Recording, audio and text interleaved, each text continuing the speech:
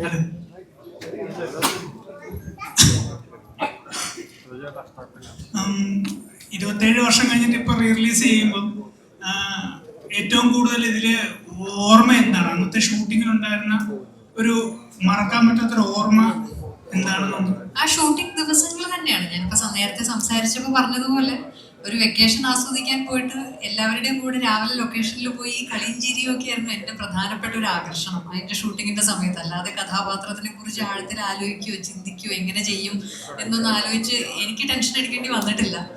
അപ്പോൾ ഇവരുടെയൊക്കെ കൂടെ ഇരുന്നുള്ള ചിരി കളി തമാശകളും ജയറാമേട്ടനും മണിയേട്ടനും ഒക്കെ പറയുന്ന തമാശ കഥകൾ കേൾക്കാനും അതൊക്കെയായിരുന്നു അതൊക്കെയാണ് എൻ്റെ ഓർമ്മകൾ എന്ന് പറയാൻ. അതൊക്കെയാണ് ഏറ്റവും കൂടുതൽ മിസ് ചെയ്യുന്നത് എന്താണ്? ആ ഒരു ഷൂട്ടിങ്ങിൽ ഇപ്പം നിൽക്കുന്ന ഒരു മീൻസ് ആൾക്കാരെ ആരെയൊക്കെയാണ് മിസ് ചെയ്യുന്നത്? അത് മണിയേട്ടൻ ഉണ്ട്, സുകുമാരിയമ്മ നമ്മുടെ കൂടെ ഇല്ല, മയൂരി അന്ന് നമ്മുടെ കസിൻസിന്റെ കൂട്ടത്തിലുണ്ടായിരുന്ന മയൂരി ഇന്ന് നമ്മുടെ കൂടെ ഇല്ല. അപ്പൊ ഇപ്പൊ ആലോചിക്കുമ്പോൾ അവരൊക്കെയാണ് നമ്മുടെ ഇടയിൽ ഇല്ലാത്തത്.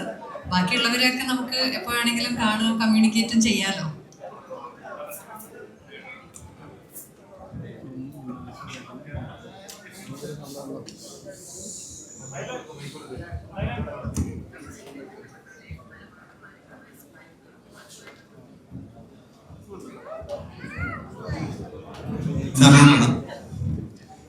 ഇതിന്റെ ഷൂട്ടിങ്ങിനിടയിൽ ഈ മണിച്ചേട്ടനും ജയറാമേട്ടനും ഓൾവേസ് ഫണ്ണാണ്, നമുക്കറിയാം. അതില് ഈ മനുഷ്യേച്ചൊക്കെ അതിൽ ഇൻവോൾവ് ആയിട്ട് ചിരിച്ചിട്ട് ഈ ഷൂട്ടിന്റെ ഇടയിൽ ചിരി നിർത്താൻ പറ്റാതെ സാറിന് എന്തെങ്കിലും ബുദ്ധിമുട്ടുണ്ടായിരുന്നോ? ഇത് ഈ ഷൂട്ടിങ് നടക്കുന്ന സമയത്ത് തന്നെ തമാശകളൊന്നും പറയില്ല. അപ്പോൾ എല്ലാവരും സീരിയസ് ആവും. ബാക്ക് ടു വർക്കാണ്. ബാക്കിയുള്ള ഇടവേളകളിലാണ് ഷൂട്ടിങ്ങിൻ്റെ ഇടയ്ക്കുള്ള. അന്നൊന്നും ഇന്നത്തെ കാലത്തെ പോലെ എല്ലാവരും ഷോട്ട് കഴിഞ്ഞാൽ കാരവനിലേക്ക് പോയി മാറിയിരിക്കുന്നില്ല. നമ്മളെല്ലാവരും മൊബൈലില്ല. അപ്പോൾ എല്ലാവരും നമ്മൾ ഒരുമിച്ചിരുന്നിട്ടാണ് ഓരോ ഷോട്ടിൻ്റെ ഇടവേളയിൽ. ഞാനോ ക്യാമറമാനൊക്കെ ആയിരിക്കും കുറച്ച് തിരക്കിലുണ്ടാവുക. ബാക്കി ഇവരെല്ലാം വളരെ നല്ല രീതിയിൽ അതിനെ തമാശകൾ പറഞ്ഞു. പ്രത്യേകിച്ചും മണിയും ജയറാം ഉള്ളൊരു സെറ്റിൽ എപ്പോഴും ഇങ്ങനെ തന്നെയാണ്. എനിക്ക് ഓർമ്മ വരുന്നത് അവിടെ മറവത്തൂർ കനവിൻ്റെ ഒരു സക്സസ് സെലിബ്രേഷൻ അവിടെ നടന്നിരുന്നു. അപ്പോൾ അന്ന് രാത്രി നടക്കുന്ന ഫംഗ്ഷനിൽ ജയറാമും മണിയും കൂടെ ഒരു പ്രാങ്ക് പ്ലാൻ ചെയ്തു. അവരത് ഭയങ്കര വഴക്കിടുന്നതായിട്ടും അവസാനം അവർ അടിയുടെ വക്കത്തെത്തുന്നതിനെപ്പറ്റിക്ക് ഇപ്പം കുട്ടികളെല്ലാം പേടിച്ച്, ഓർമ്മയുണ്ടല്ലോ, അവരെല്ലാം പേടിച്ച് കരയാൻ തുടങ്ങി. കാരണം അവർ തമ്മിൽ പാട്ടിക്ക് അങ്ങോട്ടും ഇങ്ങോട്ടും അത്ര സീരിയസ് ആയിട്ട് അവരൊരു ആക്ട് ചെയ്തു ആ പ്രാങ്ക്. അവസാനമാണ് എല്ലാവരും തിരിച്ച് വീട്ടിൽ പോകാൻ, റൂമിലൊക്കെ പോകാമെന്നൊക്കെ പെൺകുട്ടികളുടെ അമ്മമാരൊക്കെ പറയാൻ തുടങ്ങിയപ്പോഴത്തേക്കാണ് അത് ബ്രേക്ക് ചെയ്തത്. അങ്ങനെ ഒരുപാട് പിന്നെ നമ്മളെ സംബന്ധിച്ചോളം ഇതൊരു എന്താണ് എല്ലാവരും പറയുന്നുള്ളൊരു ഫാമിലി വെക്കേഷനാണ്. സിയാദിൻ്റെ ഫാമിലി, എൻ്റെ ഫാമിലി, അങ്ങനെ എല്ലാവരും അവിടെ ഉണ്ട്. ഈ കുട്ടികളോടൊപ്പം തന്നെ അവരെല്ലാം കളിച്ച് നടന്ന് ആഘോഷിച്ചൊരു, ഞാനൊരിക്കലും ഒരു സിനിമ ഷൂട്ട് ചെയ്യുകയാണെന്നുള്ളൊരു സ്ട്രെസ് എനിക്ക് ഒരിക്കലും ഉണ്ടായിട്ടില്ല. ഞാൻ ഏറ്റവും കൂടുതൽ എൻജോയ് ചെയ്ത ഒരു റിലാക്സ്ഡ് ആയിട്ട് ചെയ്ത സിനിമയാണ്. ആ ഒരു റിലാക്സേഷൻ അല്ലെങ്കിൽ ആ ഒരു എൻജോയ്മെൻറ്റ് ഈ സിനിമയിൽ നല്ല രീതിയിൽ കോൺട്രിബ്യൂട്ട് ചെയ്യപ്പെട്ടിട്ടുണ്ട്. എൻ്റെ വിഷ്വൽസിനകത്ത്, അതിൻ്റെ പാട്ടുകൾ ചിത്രീകരിക്കുന്നതിനകത്ത് നമ്മളെ ആ ഒരു ഉള്ള ആംബിയൻസ് നമ്മളെ വല്ലാതെ എപ്പോഴും ഹെൽപ്പ് ചെയ്യും. ഒട്ടും ടെൻഷനായിട്ടില്ല. ഞാൻ ചെയ്ത മറ്റു സിനിമകളെ പോലെ ഒരു ഭയങ്കര പിരിമുറുക്കമുള്ള സീനുകളൊന്നും അങ്ങനെ ഇല്ലാത്തത് കൊണ്ട് തന്നെ വളരെ എൻജോയ് ചെയ്തതാണ്. എൻ്റെ ആ ഡയറക്ടർ ബോബനായാലും കോസ്റ്റ്യൂമർ സതീഷിനായാലൊക്കെ അവരുടെയൊക്കെ വലിയ കോൺട്രിബ്യൂഷൻ ഉണ്ട്. അതിനോടൊപ്പം തന്നെയാണ് ഏറ്റവും വലിയ കോൺട്രിബ്യൂഷൻ ഉള്ളത് നമ്മളുടെ ക്യാമറമാനാണ് സഞ്ജീവ് ശങ്കർ. ഇന്നും ഈ റീമാസ്റ്റേഡ് കോപ്പി കാണുമ്പോൾ അന്നത്തെ ആ ക്വാളിറ്റി അതിൻ്റെ ഏറ്റവും പൂർണ്ണതയിൽ നമുക്ക് വീണ്ടും ആസ്വദിക്കാൻ തീർച്ചയായും കഴിയും. ഇത് പാക്കപ്പ് ആയതിനു ശേഷം എത്ര ദിവസം മഞ്ജു ചേച്ചിക്ക് ഹാങ് ഓവർ ഉണ്ടായിരുന്നു? അങ്ങനെ ചോദിച്ചാൽ എനിക്ക് ഓർമ്മയില്ല. പക്ഷെ എന്തായാലും ഭയങ്കര അത് ഇപ്പോഴും ഉണ്ട്. എൻ്റെ ഒരു ഹാങ് ഓവർ എന്ന് പറയാൻ ശരിക്കും ആ ഷൂട്ടിങ്ങിന്റെ ഓർമ്മകളും ഒക്കെ ഇപ്പോഴും ഉണ്ട്. അപ്പൊ അതിനർത്ഥം ഇപ്പോഴും ഹാങ് ഓവർ മാറിയിട്ടില്ല എന്ന് തന്നെയാണ്. അപ്പൊ നല്ല ഓർമ്മകൾ തന്നെയാണ്.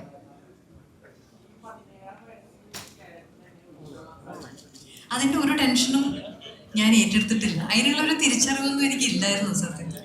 അതിന് എനിക്ക് പൂർണ്ണമായിട്ടും സിബി സാറിനോടും രഞ്ജേട്ടനോടുമാണ് നന്ദി പറയാനുള്ളത്. അത് അത്രയും കോംപ്ലിക്കേറ്റഡ് ആയിട്ടുള്ള ഇതില് അഭിരാമിയുടെ ക്യാരക്ടർ ഇപ്പൊ ശരിക്കും ഈ സിനിമയെ കുറിച്ച് ആലോചിക്കുമ്പോഴും ഈ സിനിമ കാണുമ്പോഴും ഒക്കെ അഭിരാമിക്ക് മാത്രമല്ല എല്ലാ ക്യാരക്ടേഴ്സിനും അവരവരുടേതായിട്ടുള്ള ഭയങ്കര ലേയേഴ്സ് ഉണ്ട്. ഇതില് ഇപ്പൊ അഭിരാമിയും ആമയും നിരഞ്ജനും തമ്മിലുള്ള ഒരു വല്ലാത്തൊരു ഒന്നിനും ഡിഫൈൻ ചെയ്യാൻ പറ്റാത്ത രീതിയിലുള്ള ഒരു പ്രണയം, ആഴത്തിലുള്ള ഒരു പ്രണയമുണ്ട്. അതേപോലെ അഭിരാമിയും ഡെന്നിസും തമ്മിലുള്ള ഒരു വളരെ അൺകൺവെൻഷണൽ ആയിട്ടുള്ള ഒരു സൗഹൃദമുണ്ട്. രവിശങ്കറും ഡെന്നിസും തമ്മിലുള്ള സൗഹൃദമുണ്ട്. അപ്പൊ അങ്ങനെ പല ക്യാരക്ടേഴ്സ് തമ്മിലും ഓരോ ക്യാരക്ടേഴ്സിന്റെ ഇൻഡിപെൻഡന്റ് ആയിട്ടുള്ള ട്രാക്ക് എടുത്ത് നോക്കിയാലും എന്താ പറയാ, ഒരു വാക്കിലൊന്നും ഒതുക്കാൻ പറ്റാതെ അത്രയും ലേയേഴ്സ് ഉണ്ട് ഈ സിനിമയ്ക്ക്. അപ്പൊ അത്രയും കോംപ്ലിക്കേറ്റഡ് ആയിട്ടുള്ള ഒരു കഥാപാത്രം എന്നെ വിശ്വസിച്ച് ഏൽപ്പിച്ചതിന് സിബി സാറിന്റെയും രഞ്ജേട്ടന്റെയും ഒരു കൺവിക്ഷൻ തന്നെയാണ് എനിക്ക് നന്ദി പറയാനുള്ളത്. അത് എങ്ങനെ ചെയ്യുന്നു എന്നുള്ളത്, അത് നിങ്ങൾ എന്താണോ സ്ക്രീനിൽ കാണുന്നത് അത് സിബി സാറിനും രഞ്ജേട്ടനും മാത്രം അവകാശപ്പെട്ട ക്രെഡിറ്റ് ആണ്. എന്തുകൊണ്ടോ എല്ലാം കൊണ്ടും വളരെ എല്ലാ ചേരുവകളും ഒത്ത് വളരെ മനോഹരമായിട്ടുള്ള ഒരു സിനിമയും കൂടിയായി അത് കമേഴ്ഷ്യലിയും വലിയ സക്സസ് ആയി എന്നുള്ളത് വലിയൊരു ഭാഗ്യം തന്നെയാണ്. അല്ലാതെ ഈ കഥാപാത്രത്തിന്റെ ഞാൻ അറിഞ്ഞഭിനയിച്ചു എന്നൊന്നും എനിക്ക് പറയാൻ കഴിയില്ല ഈ സിനിമയെ കുറിച്ച്.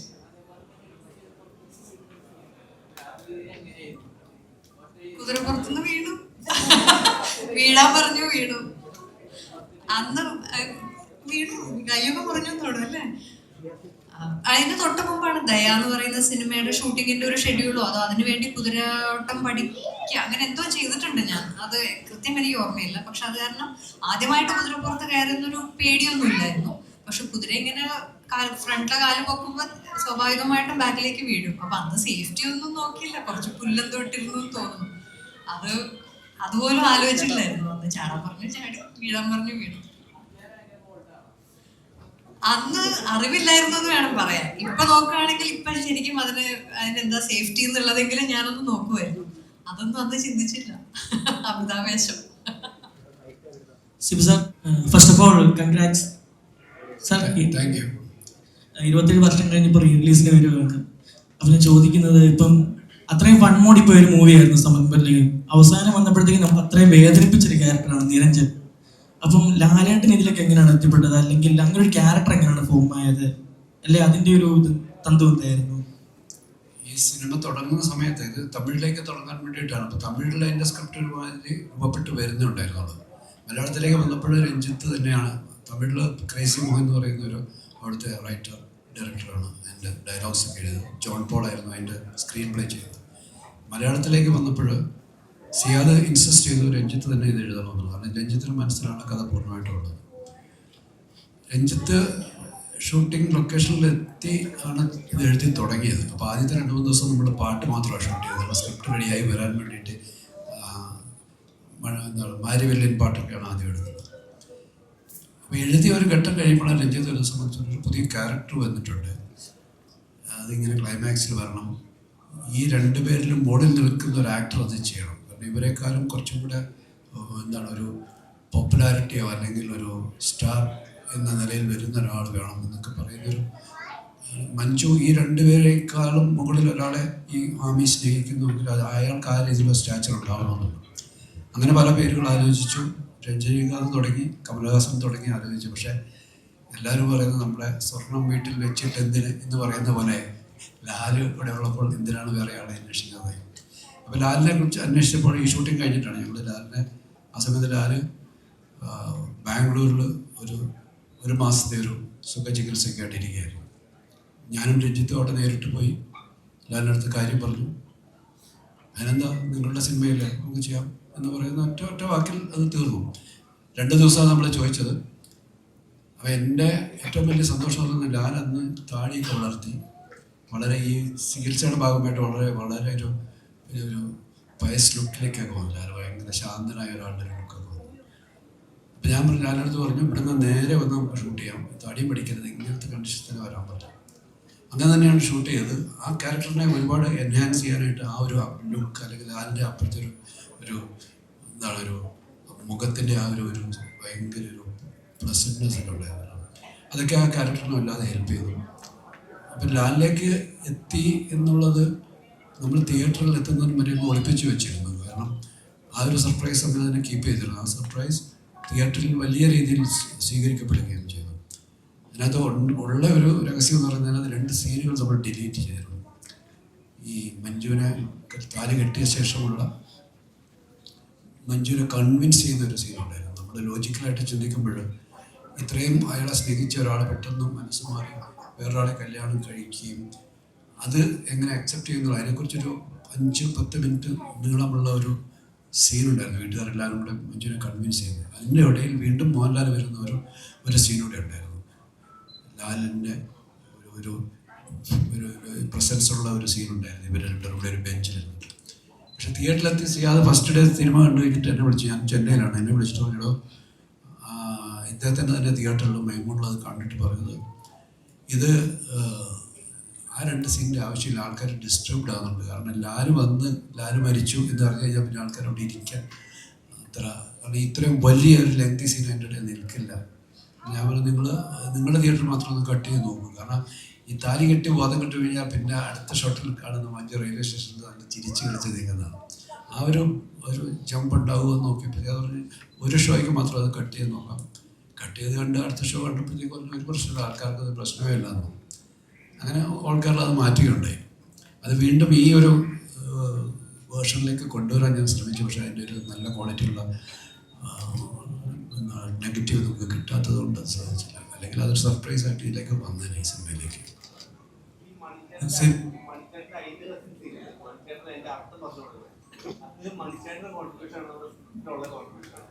സ്ക്രിപ്റ്റിലുള്ളത് തന്നെയാണ്. പക്ഷെ അവരൊക്കെ ഇമ്പ്രവൈസ് ചെയ്യും. ഇവരൊക്കെ ഭയങ്കര നന്നായിട്ട് അതിനെ കൂടുതൽ നന്നായിട്ട് എൻഹാൻസ് ചെയ്യുന്ന ഇതിൽ നമ്മളോട് പറയും ഞാൻ ഇങ്ങനെ പറഞ്ഞിട്ട് ഇതൊക്കെ ചോദിച്ചിട്ട് അവർ അത് നന്നാക്കാൻ എല്ലാവരും അവർക്ക് കിട്ടുന്ന ഓരോ ഡയലോഗ്സിനെയും എത്രമാത്രം അത് എന്താണ് ബെറ്റർ ആക്കാൻ ശ്രമിക്കുന്നതിൽ അവരുടെയും ഒരു കോൺട്രിബ്യൂഷൻ എപ്പോഴും ഉണ്ടാവും. അതിനെ നമ്മൾ നല്ലതാണെങ്കിൽ നമ്മൾ തീർച്ചയായിട്ടും അതിനെ അക്സെപ്റ്റ് ചെയ്യാറുണ്ട്.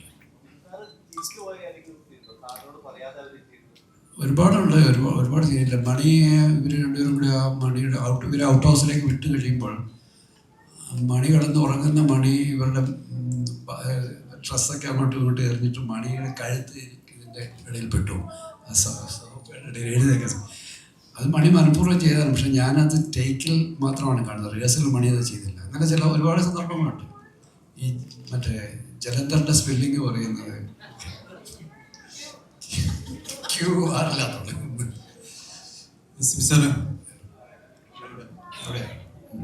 ഇപ്പൊ ഈ സിനിമയിലെ വലിയൊരു പ്രത്യേകത തന്നെ എന്ന് പറയുന്നത് അതിനകത്ത് ആ ഒരു സസ്പെൻസ് ആണ്. ആരാണ് ആ കുട്ടി എന്നുള്ളതാണ്. അപ്പൊ ആ ഒരു സസ്പെൻസ് പൊളിക്കാനായിട്ട് ഇപ്പൊ ഈ പറഞ്ഞ പോലെ പഴയ സിനിമയുടെ ആ മൂഡിൽ തന്നെ ചെയ്യാൻ ഇപ്പൊ AI സഹായമുണ്ട്. ഒത്തിരി ടെക്നോളജി വളർന്നിട്ടുണ്ട്. അപ്പൊ അത് വെച്ച് എന്തെങ്കിലും തരത്തിൽ ആ ഒരു സസ്പെൻസിന്റെ ഒരു അവസാനം അതൊന്ന് മാറി ഇപ്പം പുതുതായിട്ട് റിലീസ് ചെയ്യുമ്പോൾ അത് കാണാൻ കുറച്ചും കൂടി ഒരു ആൾക്കാർക്കൊരു ആകാംക്ഷ ജനിക്കാനായിട്ട് ഒന്ന് ശ്രമിച്ചുകൂടായിരുന്നു. ഇതിനെക്കുറിച്ചൊക്കെ ഒരുപാട് റിസർച്ച് സോഷ്യൽ മീഡിയയിൽ നടക്കുന്നുണ്ട്. ആ പൂച്ച പിടിച്ചിരിക്കുന്ന കുട്ടിയുടെ കയ്യിൽ വിരലിലെ ക്യൂടെക്സ് ഒക്കെ വെച്ചിട്ട് ആൾക്കാർ പലരിലേക്ക് എത്തുന്നുണ്ട്. പക്ഷേ ആ സിനിമയിൽ തന്നെ 2 പേരിലേക്ക് അത് ഷോർട്ട് ലിസ്റ്റ് ചെയ്യപ്പെട്ടിട്ടുണ്ട്. മയൂരിയിലും രസിക എന്ന് പറയുന്നത് അവരിലേക്ക് അത് ഷോർട്ട് ലിസ്റ്റ് ചെയ്യപ്പെട്ടിട്ടുണ്ട്. അത് ഞാൻ പറയുന്ന പോലെ ഒരുപാട് സ്ഥലങ്ങളിൽ എനിക്ക് നേരിടേണ്ടി വരുന്ന ചോദ്യവും അതാണ്. അത് ആ ഒരു സസ്പെൻസ് അങ്ങനെ നിലനിൽക്കട്ടെ എന്നാണ് രഞ്ജിത്ത് പറയുന്നത്. ഇനിയും സമയമുണ്ടല്ലോ എന്നാണ് പറയുന്നത്.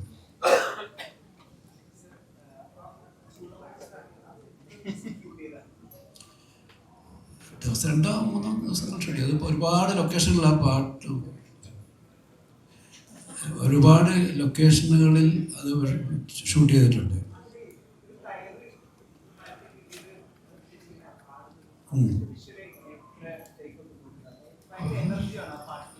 അല്ല അധികം ടേക്ക് ഇവരൊക്കെ വെച്ച് ചെയ്യുമ്പോൾ എന്തിനുണ്ട് അധികം ടേക്ക് അല്ല ഇത് നമ്മൾ റിഹേഴ്സൽസ് ഒക്കെ ചെയ്യുമ്പോൾ അത് കഴിഞ്ഞൊക്കെ ചെയ്യാണ്. മഞ്ജു ഒരു മരത്തിൻ്റെ മുകളിൽ കയറി ഒരു സപ്പോർട്ടും ഇല്ലാതെ ഇരിക്കുന്നുണ്ട്. അവിടെ ഇരുന്ന് ആടിപ്പാടുന്നുണ്ട്. പിന്നെ ഒരു തടിയുടെ മുകളിൽ കൂടെ നടക്കുന്നുണ്ട്. ഒരു വീട് നടക്കുന്ന ഒരു തടിയുടെ മുകളിൽ കൂടെ നടക്കുന്നുണ്ട്.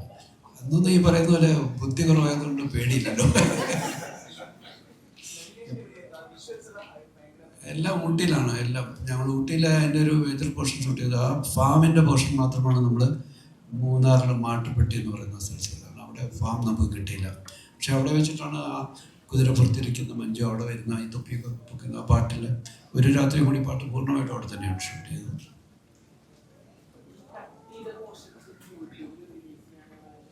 ഇല്ല, അതിന് ക്വാളിറ്റി ഇല്ല. നമ്മൾ ഒരുപാട് അന്വേഷിച്ചു, കിട്ടിയതിനകത്ത് നെഗറ്റീവൊക്കെ വളരെ ഡാമേജ്ഡ് ആയി. അല്ലെങ്കിൽ തീർച്ചയായിട്ടും ഇതിനകത്ത് നമ്മൾ കൊണ്ടുവന്നത്. കാരണം ലാലുള്ള ഒരു സീൻ വീണ്ടും വരിക എന്ന് പറയുന്നത് വളരെ ഒരു ആൾക്കാർക്ക് കാണാൻ താല്പര്യമുള്ളതുകൊണ്ട്. ഇതിനകത്ത് ഇല്ലാതെ പോയ കുറേ ആൾക്കാരാണ് നമ്മളെ ഇപ്പോഴും ഇപ്പം ഗിരീഷ്, അതുപോലെ അഗസ്റ്റിൻ ഒരു സീനിലാണെങ്കിൽ ഇപ്പോൾ ലോകസ്റ്റുണ്ടായിരുന്നു, സുമാരി ചേച്ചി, മണി, അങ്ങനെ ഒരുപാട് പേര് നമ്മൾക്കിപ്പോൾ ഇല്ലാതെ ഒരു ഈ റിലീസ് ചെയ്യുമ്പോൾ ഒരുപക്ഷെ ഈ വേദിയിൽ ഉണ്ടാകാൻ വേണ്ടിയിരുന്ന ആൾക്കാരൊക്കെയാണ് അവരൊക്കെ. ഒരു 27 വർഷത്തിൻ്റെ ഒരു നൊസ്റ്റാൾജിയ ഇന്നും ഒരുപക്ഷെ അതിനുശേഷം ജനിച്ച തലമുറകളും ഈ സിനിമ കാണാൻ ആഗ്രഹിക്കുന്നു എന്നുള്ളതാണ്. കാരണം നമ്മൾ പലപ്പോഴും ഈ ക്യാമ്പസിൽ പോയി കിട്ടുന്ന ചോദ്യങ്ങൾ ചോദിക്കുന്നവർ അവർ 27 വയസ്സിലകത്ത് പ്രായം കുറഞ്ഞാണ്, 20ഉം 22ഉം അല്ലെങ്കിൽ 17ഉം 18ഉം വയസ്സുള്ള കുട്ടികളാണ് ആ ചോദ്യങ്ങൾ ചോദിക്കുന്നത്. അപ്പോൾ അവർ ഈ സിനിമ എത്രമാത്രം മറ്റ് യൂട്യൂബിലൊക്കെ കണ്ടു കഴിഞ്ഞിട്ടുണ്ട്. അപ്പോൾ അവരിലെല്ലാം ആ ക്യൂരിയോസിറ്റി നിലനിൽക്കുന്നു എന്നുള്ളത് തന്നെയാണ് ഇതിൻ്റെ റിയൽ റിലീസിനെ കുറിച്ച് നമ്മൾ ചിന്തിക്കാൻ കാര്യം. ഇവിടെ പടത്തിലെ ലൊക്കേഷനൊക്കെ നോക്കിക്കഴിഞ്ഞാൽ അതിന് മുൻപ് ഇറങ്ങിയ മലയാള സിനിമയിൽ അല്ലെങ്കിൽ അതിനുശേഷം അത്തരത്തിൽ വിഷ്വൽ ബ്യൂട്ടി തരുന്ന ലൊക്കേഷൻ കാണിക്കുന്ന സിനിമകൾ അധികം വന്നിട്ടില്ല. ഇപ്പോൾ അല്ലെങ്കിൽ നിങ്ങൾ രണ്ടുപേരുടെയും കൂട്ടുകെട്ടിലുള്ള ദേവദൂതൻ പോലുള്ള സിനിമകളിലൊക്കെയാണ് നമുക്ക് അത്തരത്തിൽ വിഷ്വലി നമുക്ക് ഭയങ്കര അടിപൊളിയായിട്ട് തോന്നുന്ന സിനിമകൾ വന്നിട്ടുള്ളത്. അപ്പം ഈ ഒരു പടത്തിന്റെ ലൊക്കേഷൻ കണ്ടെത്താൻ അതിലേക്ക് എങ്ങനെയാണ് എത്തിപ്പെട്ടത്? ഇത് ഊട്ടിയിൽ തന്നെയാണ്. ഊട്ടിയിൽ സാധാരണ എല്ലാവരും ഷൂട്ട് ചെയ്യുന്ന സ്ഥലങ്ങളാണ്. അതായത് വ്യത്യസ്തമായിട്ട് തോന്നിച്ചതിൻ്റെ കാരണത്തിൽ ഒരാൾ ഇവിടെ ഇരിപ്പുണ്ട്, സഞ്ജീവ് ശങ്കറാണ് അതിൻ്റെ ഫോട്ടോഗ്രാഫി. അതിനെ എങ്ങനെ വ്യത്യസ്തമാക്കാൻ നമ്മളൊരു ലൊക്കേഷൻ കാണുകയും നമ്മളിവിടെ ഷൂട്ട് ചെയ്യണമെന്ന് തീരുമാനിക്കുകയും ചെയ്യും. പക്ഷേ അതിന് വിഷ്വലി നമ്മളതിനെ മുമ്പ് കണ്ട കാഴ്ചകളിൽ നിന്ന് മാറ്റി കാണിക്കാൻ ഇത്തരത്തിലുള്ള ടെക്നീഷ്യന്മാരുണ്ട്. സഞ്ജീവുണ്ട്, അതിൻ്റെ ആർട്ട് ഡയറക്ടറുണ്ട്, ബോബനായിരുന്നു. കോസ്റ്റ്യൂം മഞ്ജു ഇട്ടിരിക്കുന്ന കോസ്റ്റ്യൂംസൊക്കെ ഇപ്പോഴും അപ്ഡേറ്റഡ് ആണ്. അതിൽ ഏറ്റവും ലേറ്റസ്റ്റ് ആണ്. അതിലൊന്നും ഇപ്പോൾ കണ്ടാൽ അത് പഴയ കാലത്തെ ഒന്നും തോന്നുന്നത്. ഇത് തന്നെയാണ് ദേവദൂതനും സംഭവിച്ചത്. ദേവദൂതൻ്റെ കോസ്റ്റ്യൂംസ് എല്ലാം ഇന്നും കണ്ടംപററി ആയിട്ടുള്ള കോസ്റ്റ്യൂംസ് പോലെ തന്നെ. അത് സതീഷാണ് അത് ചെയ്തത്. അപ്പോൾ അതുകൊണ്ട് ഇതൊരു പഴയ സിനിമ കാണുകയാണെന്നുള്ളൊരു ഫീലിംഗ് നിങ്ങൾക്ക് ഉണ്ടാകത്തില്ല. നിങ്ങൾ ഈ അടുത്ത കാലത്ത് ഷൂട്ട് ചെയ്ത് ഇറങ്ങാൻ പോകുന്ന സിനിമ മഞ്ജുവിനെ നേരിൽ കാണുന്നവർക്കറിയാം. അതേ മഞ്ജുവാണല്ലോ ഇതൊന്ന് തോന്നിക്കുന്ന രീതിയിൽ എവർ ക്ലീൻ ആയിട്ട് നിൽക്കാൻ. സാർ, ഇപ്പം ഗിരീഷ് പുത്തഞ്ചേരി എന്ന് പറഞ്ഞ ഒരു എഴുത്തുകാരനെ ഇപ്പോഴും മലയാളികൾ ഓർത്തിരിക്കാൻ ഒരുപാട് പാട്ടുകളുണ്ടായാലും സമ്മറിൻ ബദലയും എന്ന സിനിമ അത് വലിയൊരു പങ്ക് വഹിച്ചിട്ടുണ്ട്. അപ്പം അദ്ദേഹം ഈ സിനിമയ്ക്ക് തന്നിട്ടുള്ള കോൺട്രിബ്യൂഷൻ അല്ലെങ്കിൽ സിനിമ ചെയ്യുമ്പോഴാണെങ്കിലും അദ്ദേഹം എത്രത്തോളം ഇൻവോൾവ് ആയിരുന്നു അതിനെ പറ്റി? അല്ല, ഇതിൻ്റെ അകത്ത് ആദ്യത്തെ 2-3 പാട്ടുകൾ നമ്മൾ നേരത്തെ റെക്കോർഡ് ചെയ്തിരുന്നു. 2 പാട്ടുകൾ ലൊക്കേഷനിൽ വെച്ച് ഞാൻ നേരത്തെ പറഞ്ഞു സ്ക്രിപ്റ്റ് എഴുതി വന്നപ്പോൾ ഉണ്ടായ സിറ്റുവേഷനാണ്. ഒന്ന് കൺഫ്യൂഷൻ തീർക്കണ പാട്ടും ഒന്ന് സമ്മറിൻ്റെ ത്രയം എന്നുള്ള പാട്ടും ക്ലൈമാക്സിൽ വരുന്നത്. ഇത് രണ്ടും ഷൂട്ടിംഗ് സമയത്ത് ഉണ്ടായി വന്ന സിറ്റുവേഷൻസാണ്. അതുകൊണ്ട് തന്നെ ഞങ്ങൾ ഷൂട്ടിംഗ് നടക്കുന്നിടത്തു നിന്ന് ചെന്നൈയിലേക്ക് വിദ്യാസാഗറിനെ വിളിച്ച് സിറ്റുവേഷൻസ് പറയുകയും ഗിരീഷ് പുത്തഞ്ചേരി അങ്ങോട്ടേക്ക് അയക്കുകയും അവരവിടെ ഇരുന്ന് കമ്പോസ് ചെയ്തിട്ട് നമ്മളെ ഫോണിൽ കേൾപ്പിച്ചിട്ട് നമ്മൾ ഓക്കെ ചെയ്ത് കഴിഞ്ഞിട്ട് അത് എഴുതി റെക്കോർഡ് ചെയ്യുകയും ചെയ്യുന്നു. അപ്പോൾ ഈ കൺഫ്യൂഷൻ തീർക്കണമെന്ന പാട്ടിനെ പറ്റി പറയുന്നത് എന്ത് എഴുതുമെന്നുള്ളൊരു കൺഫ്യൂഷൻ വരുന്നു എന്ന് പറഞ്ഞപ്പോൾ വിദ്യാസാഗർ പറഞ്ഞു എന്നാൽ പിന്നെ അത് അവിടെ നിന്ന് തന്നെ തുടങ്ങാം, കൺഫ്യൂഷൻ തന്നെ ആയിക്കോട്ടെ എന്നൊരു തുടക്കം. അങ്ങനെയാണ് കൺഫ്യൂഷൻ തീർക്കണമെന്ന് പറയുന്ന പാട്ടിൽ ആ വരി തോൽപ്പിച്ച് തുടങ്ങുന്നത്. അപ്പം ഇത്രമാത്രം ഭാഷയുടെ മേൽ ഇത്രമാത്രം സ്വാധീനമുള്ള അക്ഷരങ്ങളെ ഗിരീഷ് എപ്പോഴും പറയും അക്ഷരം എഴുതുന്ന കൈകളാണെന്ന് പറയും. അത്രമാത്രം എഴുത്തിൻ്റെ മേൽ അത്രമാത്രം ഒരു കൺട്രോളുള്ള ഒരു റൈറ്ററായിരുന്നു. എത്ര പെട്ടെന്നാണ് ഇപ്പോൾ കണ്ണാടിക്കൂട് അതിന് മുമ്പത്തെ എൻ്റെ സിനിമയിലെ ഒരു നിമിഷം ട്യൂണിട്ട് മാറി വിദ്യാസാഗർ ഹാർമോണിയം ക്ലോസ് ചെയ്യുന്നതിന് മുമ്പ് തന്നെ ആദ്യത്തെ കണ്ണാടിക്കൂട് മുട്ടുന്ന വരി എഴുതി തരികയാണ് ചെയ്യുന്നത്. അത്ര സ്പോണ്ടേനിയസ് ആയിട്ട് എഴുതാൻ കഴിവുള്ളൊരു വലിയ എഴുത്തുകാരനായിരുന്നു. അദ്ദേഹത്തെ നമ്മൾ തീർച്ചയായിട്ടും ഇപ്പോഴും മിസ് ചെയ്യുന്നു. മഞ്ജു ചേച്ചി ഇപ്പം നേരത്തെ പറഞ്ഞ ഒരുപാട് ലേയേഴ്സ് ഉള്ള ഒരു ക്യാരക്ടറാണ്, അതും ആ ഒരു ഏജിലാണ് ചെയ്യുന്നത്. അപ്പോൾ ഒപ്പം അഭിനയിച്ചവരെല്ലാം ലെജൻഡറി ആയിട്ടുള്ള ആർട്ടിസ്റ്റുകളാണ്. അപ്പോൾ അവരെത്രത്തോളം മഞ്ജു ചേച്ചിയെ ഇൻഫ്ലുവൻസ് ചെയ്തിട്ടുണ്ട് ആ ഒരു ടൈമിൽ? ഈ പടം ചെയ്യാനാണെങ്കിലും ഈ പറയുന്ന പോലെ അഭിനയത്തിലാണെങ്കിലും ഒരുപാട് ലേയേഴ്സ് ഉണ്ടല്ലോ. അപ്പോൾ അത്തരത്തിലുള്ള കാര്യങ്ങൾ ചെയ്യുന്നത് കംഫർട്ടബിൾ ആക്കിയിട്ടുണ്ട്. അതല്ലാതെ അങ്ങനെ ഒരു ഇൻഫ്ലുവൻസ് മനസ്സിലാക്കാൻ നേരത്തെ പറഞ്ഞതുപോലെ തന്നെ അങ്ങനെയുള്ള ഒരു ഭയങ്കര അറിഞ്ഞ് ആലോചിച്ച് അങ്ങനെ അഭിനയിക്കുന്ന ഇന്നും അങ്ങനെയാണ്, ഭയങ്കരമായിട്ട് അറിഞ്ഞ് ആലോചിച്ച് അഭിനയിക്കുകയാണെന്നൊന്നും ഞാൻ അവകാശപ്പെടുന്നില്ല. പക്ഷെ അന്ന് അത്രയും പോലും എനിക്ക് ശ്രദ്ധ ഉണ്ടായിരുന്നില്ല എന്ന് വേണം എനിക്ക് ഇപ്പം ആലോചിക്കുമ്പോൾ എനിക്ക് തോന്നുന്നത്. അറിഞ്ഞോ അറിയാതെയോ തീർച്ചയായിട്ടും നമുക്ക് ഓപ്പോസിറ്റിൽ നിന്ന് അഭിനയിക്കുന്ന ആളുടെ ഒരു എക്സ്പ്രഷന് നമ്മൾ അറിയാതെ റിയാക്ട് ചെയ്ത് പോകുന്ന സന്ദർഭങ്ങൾ ഉണ്ടായിട്ടുണ്ടാവും, തീർച്ചയായിട്ടും ഉണ്ടായിട്ടുണ്ടാവാം.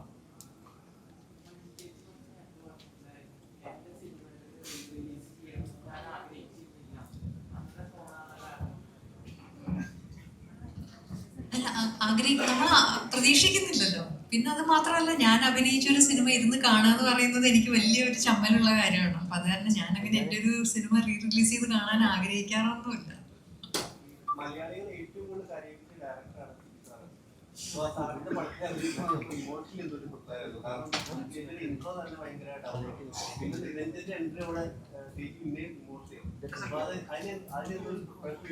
പ്രിപ്പറേഷൻ ഒന്നും ചെയ്തിട്ടില്ല. അതൊക്കെ പൂർണ്ണമായിട്ടും എന്താണ് ചെയ്യേണ്ടത് എന്നുള്ള വളരെ ക്ലിയർ ആയിട്ടുള്ള ഇൻസ്ട്രക്ഷൻ തരാൻ സിബി സാറും ഉണ്ട്. എന്തെങ്കിലും സംശയങ്ങൾ ഉണ്ടെങ്കിൽ ചോദിക്കാൻ രഞ്ജേട്ടനും ഉണ്ട്.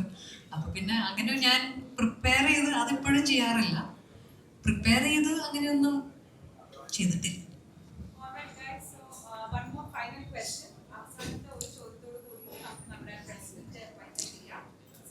എല്ലാവരും സിബി സാറിനോടും മഞ്ജു ചേച്ചിനോടാണ് ക്വസ്റ്റ്യൻസ് ചോദിച്ചത്. അപ്പൊ നമ്മുടെ 5 കസിൻസിലെ 3 കസിൻസ് ഉണ്ടല്ലോ. അപ്പൊ നിങ്ങൾ 3 പേര് എങ്ങനെയാണ് ഈ ഒരു ഹാപ്പി ആയിട്ടുള്ള ഈ ഒരു most celebrated vacation movie of Malayalam cinema എന്ന് തന്നെ പറയാം, ഈ സിനിമയുടെ ഭാഗമായത് എങ്ങനെയാണെന്നൊന്ന് പറയാമോ? അന്ന് തീരെ ചെറുതായിരുന്നു, ഓർക്കുന്നില്ല എന്താന്ന്. സിബി സാറിന് പറയാൻ സാധിക്കുമായിരിക്കും അവരെങ്ങനെയാണ് ഭാഗമായത്. മൂവി ടൈം ഞങ്ങൾ നേരത്തെ പറഞ്ഞ പോലെ ഒരു വെക്കേഷൻ ടൈമിൽ തന്നെ ആയിരുന്നു. അപ്പോൾ അതിൻ്റെ ഇപ്പം ആ ഒരു ചെറിയ വയസ്സിലായതുകൊണ്ട് ആ മെമ്മറിയിൽ പറയാനുള്ളത് ഫുൾ ഞങ്ങൾക്ക് ടൈം പോയത് എങ്ങനെയാണെന്ന് അറിയില്ല. അത്രയും ഫുൾ ജോളി മോഡ് പെട്ടെന്നായിരുന്നു. എല്ലാം ഭയങ്കര സ്പോണ്ടേനിയസ് ആയിരുന്നു.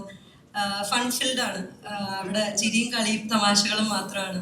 പിന്നെ എല്ലാം നല്ല മെമ്മറീസ് ആയിരുന്നു അവിടെ ഉള്ളത്. പിന്നെ മണിച്ചേട്ടനെ ഒത്തിരി മിസ് ചെയ്യുന്നുണ്ട്. മണിച്ചേട്ടനും കുട്ടികളുമായിട്ടുള്ള ഇൻട്രാക്ഷൻസ് ഉണ്ടായിരുന്നു. അത് നല്ലൊരു ഓർമ്മയായിരുന്നു. അങ്ങനെ ഓൾറൈറ്റ്.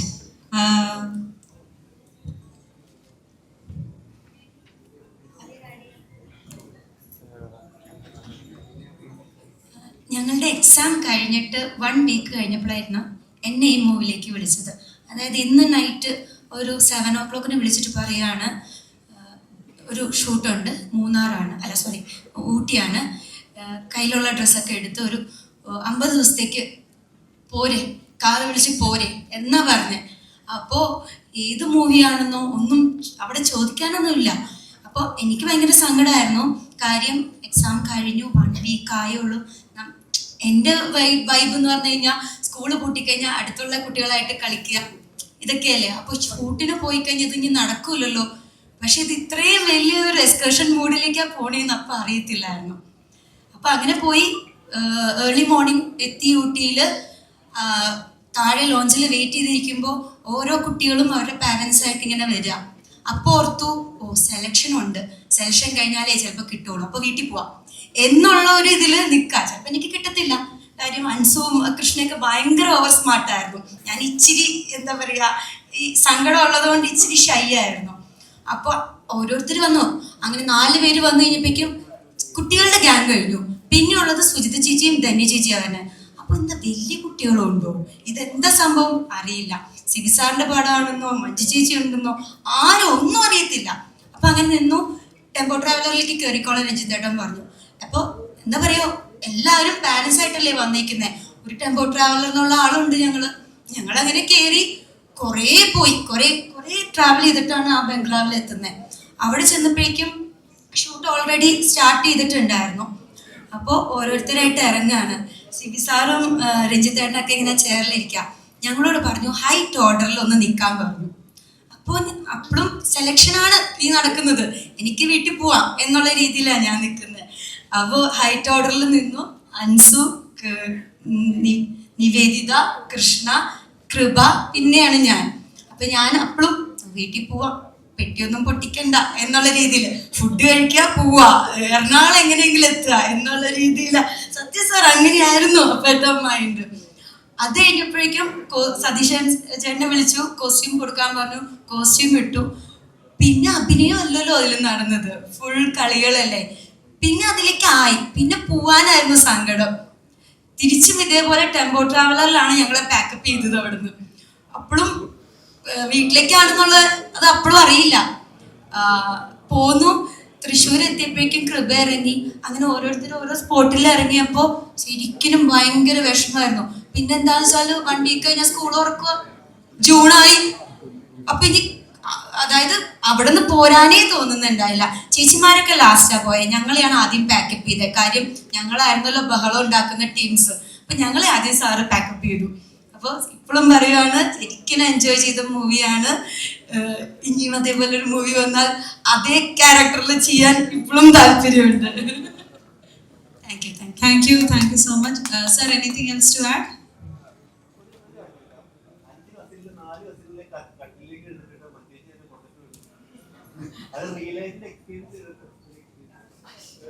എങ്ങനെ റിയൽ ലൈഫിൽ അങ്ങനെയോ?